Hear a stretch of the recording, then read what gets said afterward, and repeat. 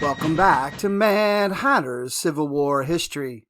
Did you know that in July of 1864, Confederate forces under command of Jubal Early knocked at the gates guarding our nation's capital?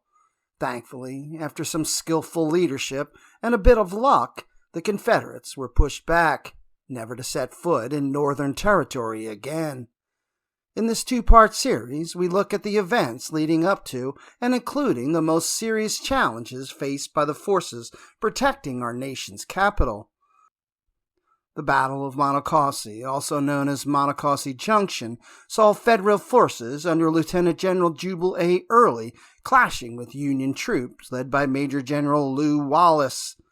Although the Confederates emerged victorious on the battlefield, the Union forces' strategic delay allowed reinforcements to reach Washington, D.C., just in time to defend the capital from Early's advancing troops. Join us as we explore the events leading to this crucial encounter, the key figures involved, and the lasting impact it had on the Civil War. We'll uncover the stories of bravery, strategy, and sacrifice that defined the Battle of Monocacy and highlight why this forgotten battle deserves a place in the annals of American history.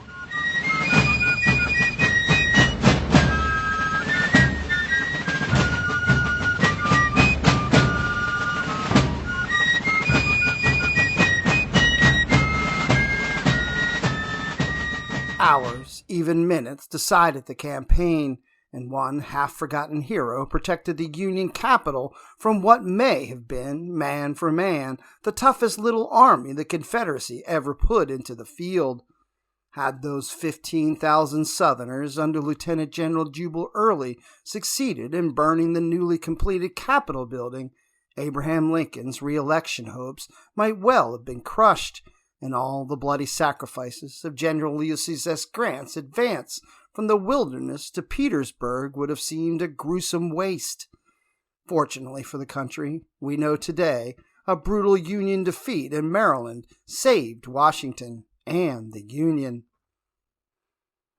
The Yankees started it, with the Army of the Potomac and the Army of Northern Virginia glaring at each other across the trench lines at Petersburg and Richmond. The Union assembled a potentially potent force in the Shenandoah Valley, determined to be the master of the breadbasket of the Confederacy, and then to sever the deep in Virginia rail lines essential to supporting General Robert E. Lee's troops in the rebel capital. If all went well, the Union force, commanded by Major General David Hunter, would not only cut Lee's lines of communication, but further close the trap on the most important Confederate army. For once, the quality of the Union troops was not an issue. In particular, the two divisions led by Major General George Crook had been toughened physically by years of warfare in the mountains of West Virginia. But Crook, a first-rate leader, wasn't in overall command. Hunter was. And Hunter combined brag and untimely caution, pig-headedness and cruelty. If any man can be said to have begun the viciousness that characterized the wars last year in the Shenandoah Valley, it was Hunter. Hunter's objective was Lynchburg, a Confederate rail junction, logistics center, and hospital city just east of the Blue Ridge. And Hunter could have had it for the taking. Only a tiny force under Confederate Major General John C. Breckinridge stood between the Yankees and their prize. But Hunter dallied in Lexington, outraging his own subordinates by burning the Virginia Military Institute and the home of a Virginia governor. Crook and the other Union generals and colonels barely persuaded him to spare Washington College. In mid-June, Hunter belatedly moved forward, but carefully, as if he might be outnumbered. As soon as Breckinridge identified Hunter's objective, he sounded the alarm and forced-marched his men to Lynchburg. Gathering up the local citizens, military strays, convalescents, and contingent of VMI cadets, Breckinridge bluffed the approaching Hunter by blowing train whistles, marching bands about, organizing cheers, and shifting forces back and forth as if they were arriving reinforcements. Hunter hesitated through the night of June 17, 1864. The delay, all of his delays proved fatal.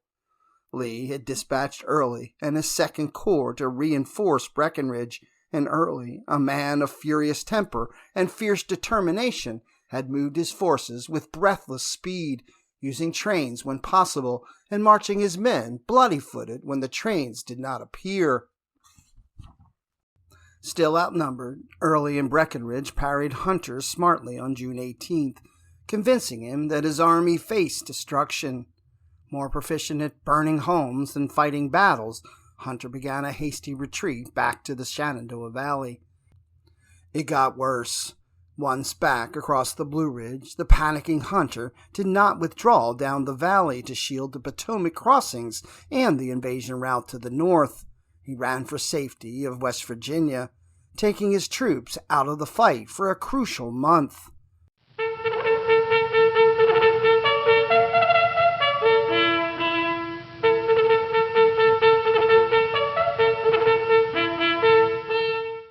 Early knew opportunity when he saw it, as did Robert E. Lee.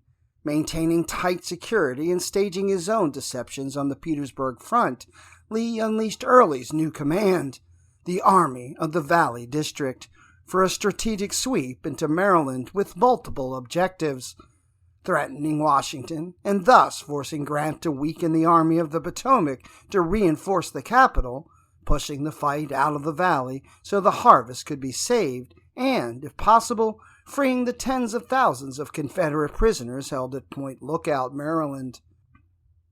While the last goal was something of a pipe dream, an operational impossibility given the lean force under Early's command, old Jubilee would accomplish the first goal superbly and do a fair job on the second. Not only was Early an aggressive commander, he led 4 of the best division commanders left to the Confederacy.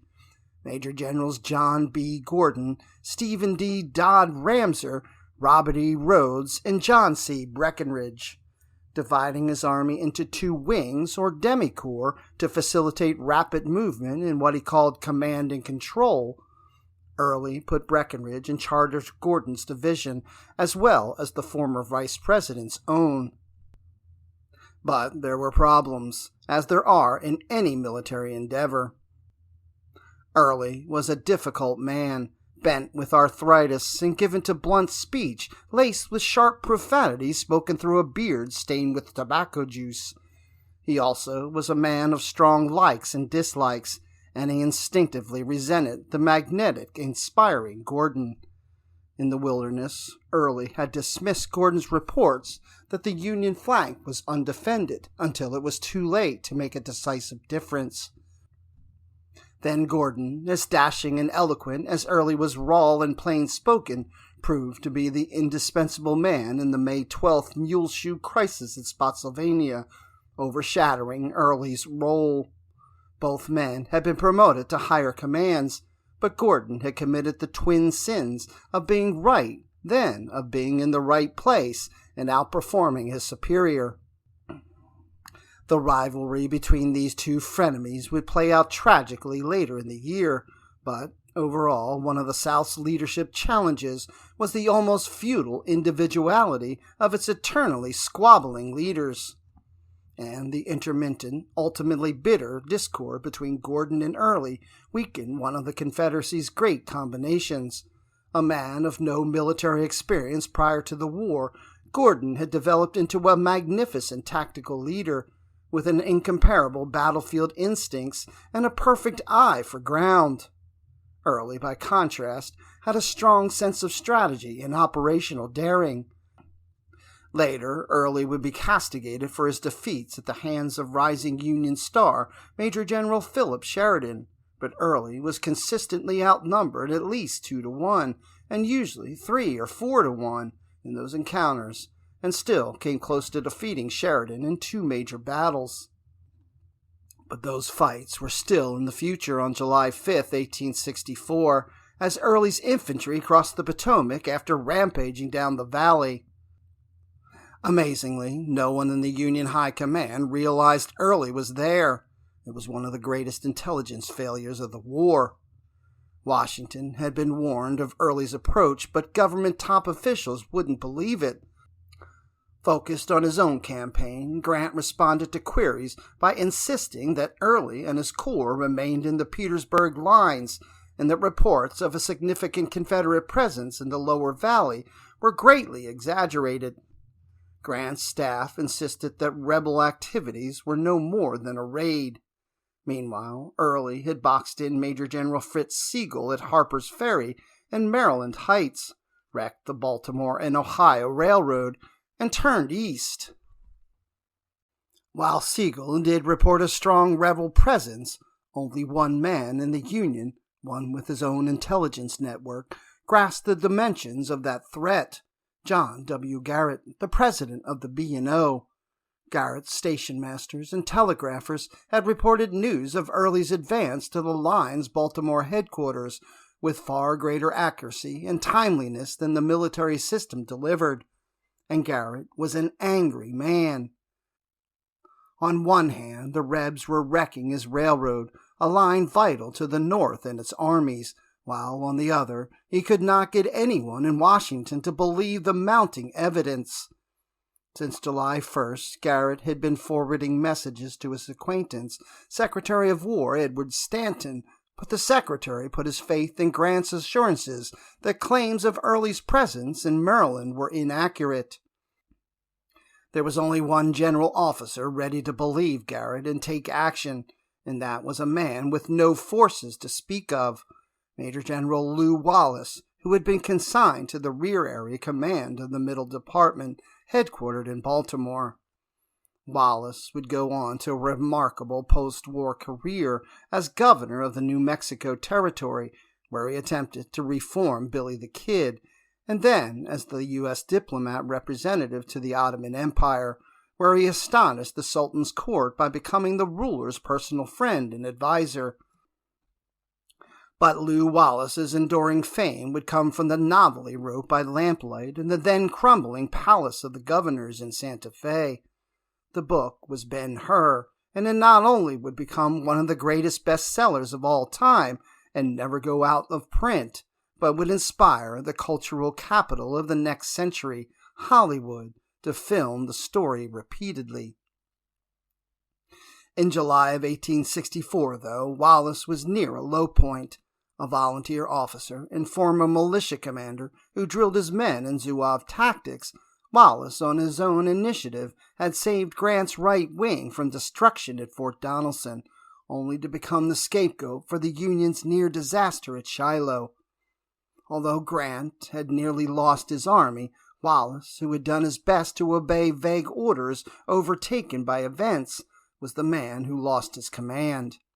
And the villain of the piece was Major General Henry Halleck, old brains, a general who never won a battle and never forgot a grudge. Halleck despised volunteer officers, convinced that only a West Point education qualified a man to lead troops. Worse, a few of his staff officers had overheard Wallace criticizing Halleck and reported the matter upward.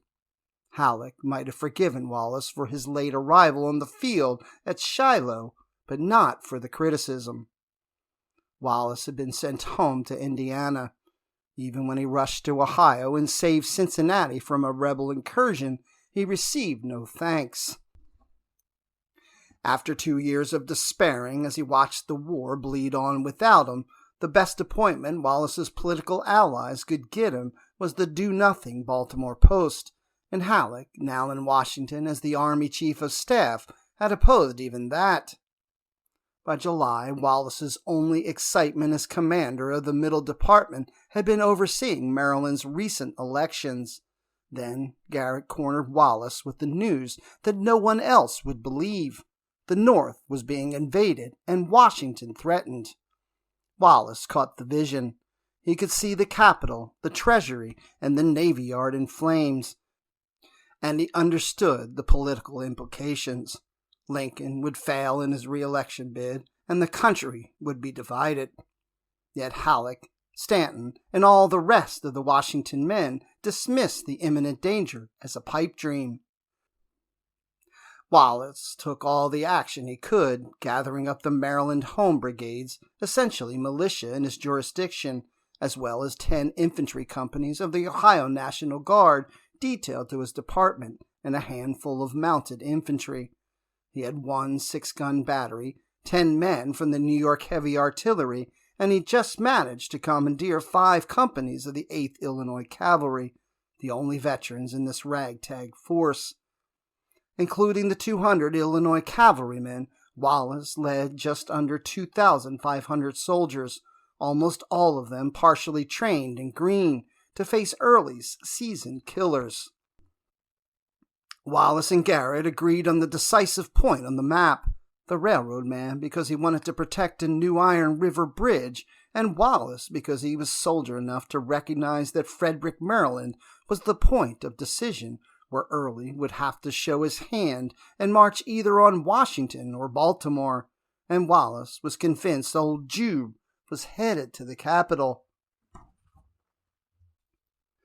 The reckoning would come at Monocacy Junction, where the B&O and the highway to Washington met to form a strategic river crossing.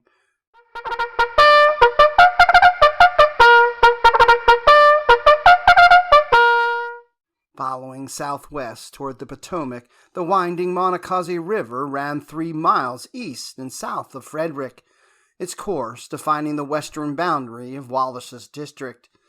Without seeking permission, which Wallace suspected would be denied, he ignored that restriction and advanced his cavalry 10 miles to the west along the highway leading to Frederick, determined to delay the Rebs and gather intelligence.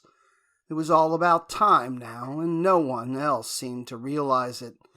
Wallace knew he couldn't win a battle against such impossible odds, but he intended to fight for every hour until someone in Washington woke up. And he knew where he had to make his stand, at the only defensible ground he had, the southeast bank of the Monocacy, smack astride the road to the nation's capital and the rail line. By July 7th, Washington's complacence began to crumble into panic. Yes, Early, or somebody, was out there with a substantial rebel force, and Washington lay all but undefended, its defenses stripped of troops to replace the losses of Grant's overland campaign. Still, the situation remained befuddled to desk-bound officers and bureaucrats. As Early's cavalry trotted toward Frederick, Halleck believed the Confederates were gathering near Harper's Ferry. Wallace knew better. He had dispatched his Illinois horse soldiers under the leadership of a savvy veteran, Lieutenant Colonel David R. Clendenin, to scout, observe, and delay the Graybacks heading toward Frederick from the mountain ridges to the west. On the morning of July 7th, Clendenin's men collided with rebel cavalry under Brigadier General Bradley T. Johnson. A native of Frederick, Johnson knew the ground, but still had difficulty pushing the Yankees eastward. With barely 200 troopers, Clendenin fought a succession of skillful delaying actions. Intense heat had followed a long dry spell. The dust on the roads was as fine as chalk, choking the men in the long gray columns and coating their new shoes that had just caught up with them. Tough soldiers, they had been pushed almost beyond endurance, and ever more of them fell out by the wayside. Gordon appears to have argued for even more aggressive marching, but Early was not only concerned for the welfare of his soldiers, he was a better man than his rough demeanor suggested, but appears to have struck a lull himself. Instead of heading directly for Washington as swiftly as he could, he squandered some time destroying stores and wrecking the B&O line, tasks that could have been handled after a successful coup de main at the nation's capital. He also lost a full day probing the federal fortifications on Maryland Heights by Harper's Ferry, to no result. Nor did Early trust or value his cavalry, with the results that he used them half-heartedly. Old Jube had come to detest the mounted arm to an irrational degree. Part of the problem was the condition of the Confederate cavalry. By mid-1864, mounts were so scarce that many a proud cavalier was reduced to reluctant service as an infantryman, while the horses that were available often were in wretched shape compared to the plentiful mounts of the northern counterparts. Discipline, too, had deteriorated, with some battalions little more than freebooters, and Jeb Stuart and many other experienced cavalry leaders had been killed. Ostentatious gallery had its price. As the Confederate horse deteriorated, the Union cavalry had come into its own, increasingly skillful, well-led, and well-mounted, and with ever more regiments equipped with the Spencer repeating rifles. The modern Yankee horsemen had attained levels of versatility that European armies failed to match before the days of the mounted arm were over. As Union cavalrymen would prove in the valley that autumn, they had become a combat arm of decision, able to conduct traditional reconnaissance, screening, and raiding missions, but also capable of fighting dismounted with stunning firepower, or, under brilliant tactical leaders such as Brigadier Generals George Armstrong Custer or Wesley Merritt, stage clinched the decision saber charges in close coordination with the artillery and infantry. But those autumnal triumphs were still to come.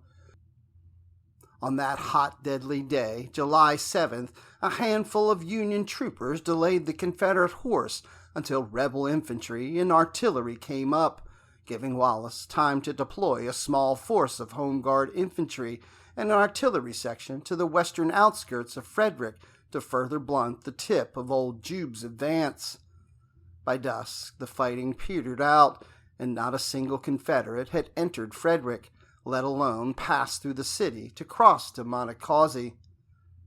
Frederick had been much visited, but not despoiled by passing armies. It was now a major supply depot and military hospital center. Wallace did what he could to evacuate stores and the wounded, but some goods had to be destroyed, and some suffering veterans could not be moved. Meanwhile, the town fathers pleaded with Wallace not to abandon the city. Wallace refused to lie to them. He knew that his small covering force, even if reinforced with every man he had, could not hold Early's army at bay in the gently rolling countryside between the mountain passes and Frederick. The only line where he might make a serious stand followed the southeastern banks of the Monocacy, where the defensive ground was superb and an enemy would be channeled toward the few bridges and fords. His green troops needed every possible advantage. Early began to focus again, driving his army to concentrate on Frederick for the last dash southward to Washington. But the fickle fortunes of war had begun to change. Alerted to reality at last, Grant ordered Major General George Gordon Meade to send a 6th Corps division to Baltimore, and to have the rest of the corps prepared to embark at City Point for Washington on order, and that order would soon come. The 19th Corps, on its way to Virginia from New Orleans, would also be diverted to Washington in the coming days, creating a race between North and South for, arguably, the war's greatest prize. In the pre-dawn hours of July 8th, Wallace, unable to sleep at his headquarters on the Monocacy, awaited his first reinforcements. Garrett, the railroad president, had alerted him the previous afternoon that veteran troops had arrived by ship at Baltimore, yet the soldiers had not yet materialized. Starved for information from his own chain of command, Wallace didn't know the conflicting orders had been issued, delaying disembarkation. And when the troops finally began to come ashore, Halleck ordered them not to Wallace, but to Point of Rocks, Maryland, and on to Harper's Ferry, a course of action which at worst might have seen them captured piecemeal, or at best dispatched them far from the battlefield. Garrett took command of the operational rear, badgering the War Department until he got the 1st Regiments aboard his train and headed for Monocacy Junction, which was on the line to Point of Rocks. Around dawn, Wallace finally heard a train. It carried the 10th Vermont, whose colonel, William W. Henry, was under orders to get to Harper's Ferry. Possessed of no authority over the 6th Corps troops, Wallace nonetheless persuaded Henry that the fight would take place where he stood, and his men were needed on the Monocacy, not to the west. More regiments would filter in throughout the day. Thus far, Wallace had violated his departmental boundary, commandeered the Illinois cavalry, and convinced the first 6 Corps arrivals to ignore their orders. And he knew he still was going to lose the coming battle, even if reinforced with an entire division. But there was real hope now of causing Early a significant delay, giving Grant and Meade time to rescue Washington. Whatever Wallace's failings may have been, the man had guts.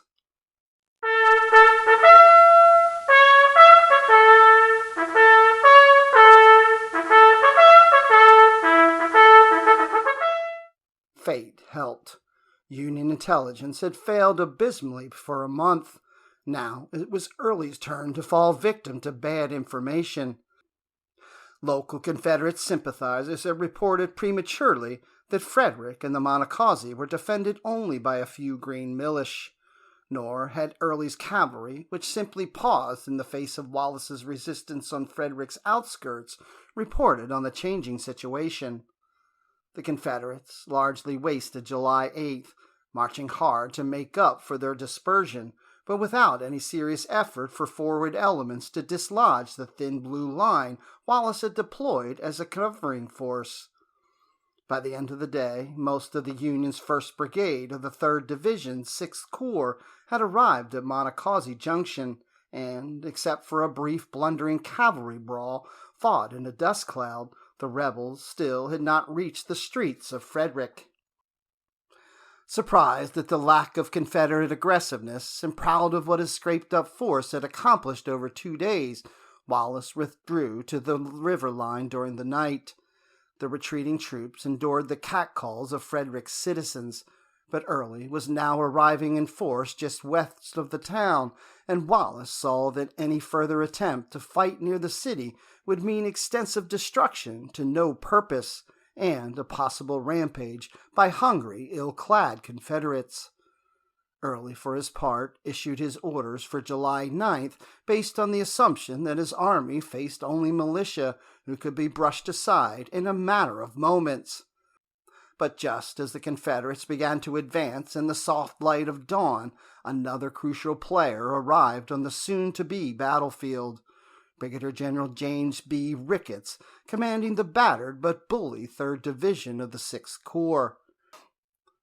For the coming fight, Ricketts would only have 1.5 of his division's 2 brigades. 2 regiments and several companies never reached the field, but he and Wallace would, together, make one of the most heroic stands in American history. Briefed by Wallace, Ricketts swiftly grasped the importance of fighting for time, but his division had been much reduced by the constant fighting in May and June in Virginia. He now commanded about 5,000 men, but would bring only 3,500 to the field, and he had been ordered to embark without his artillery or hospital trains. Together with Wallace's patchwork force, the Union would have no more than 6,000 soldiers on the field, supported by 1 battery and a lone 24-pounder, which would be fouled by a nervous cannoneer early in the battle. After detachments, stragglers, and heat casualties, Early probably had 15,000 men by the time he marched through Frederick, and he was about to detach Johnson's cavalry brigade to terrorize eastern Maryland and free the prisoners at Point Lookout, if practicable. It would not be practicable, and Johnson would spend part of his raid lunching with friends. This concludes part 1 of our 2-episode miniseries. Don't forget to follow and click the bell for notifications so you don't miss part 2 of the Battle of Monocacy.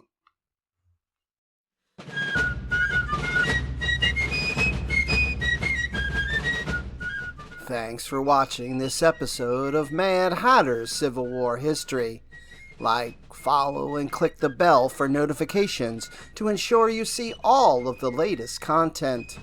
As always, let me know if there's any other important events of the American Civil War you would like me to address.